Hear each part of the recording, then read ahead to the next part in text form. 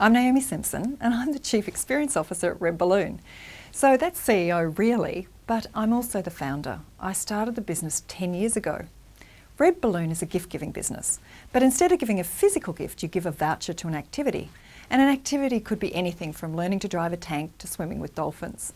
So I started this business about 10 years ago, and I never would have thought it would be how it is now. Last year alone, we shipped 300,000 gifts. So if I'm changing gifting in Australia forever, I want 2 million Australians to have had a Redballoon by 2015. So the very first person I employed was really, really important. And I learned that I have to make sure that person is completely aligned to what we're up to. So at the conference, I'll be sharing some of the good and some of the bad of what we learned about employee engagement. I've now got a team of 50. We've been named an employer of choice by quite a number of different organisations, and I'm really proud of that. But it wasn't always an easy journey, and I'm quite happy to share that with everybody at the conference. You know, the funny thing is I've actually never considered myself a particularly good people manager. So when you get named, you know, an employer of choice, you kind of look around and think, what did we do right, you know, and also what did we do wrong? But I'm just fundamentally curious. Like, I'm really curious and I do read and learn, but it's not about me. And this is the thing that I've learned so much. It's about how do I share my vision, but then how do they take ownership of that vision? It's, you know, we can't run this on our own. We can't do it on our own. We can never be a great organisation if it's one person pedaling really fast. So how do we engage those around us with what we're really up to? So I'm a fundamentally curious person. I ask lots of questions and then I share that information with anybody and everybody who'll listen. Because I really think that we in Australia really could have the greatest workplaces anywhere on the planet.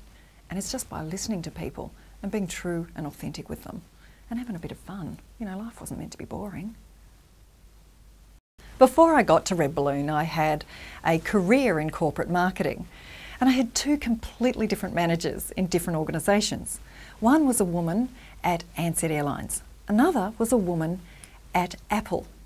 They were completely different experiences.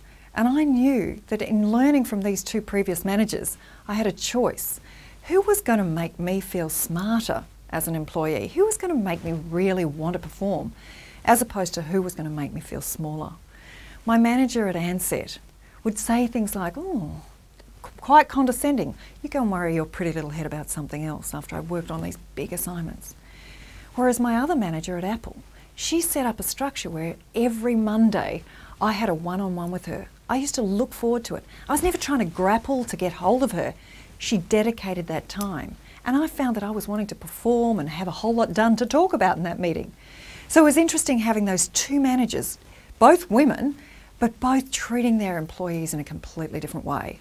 And you know, we learn both from the good and the bad. And sometimes, unless we know the bad, we actually don't know what good is.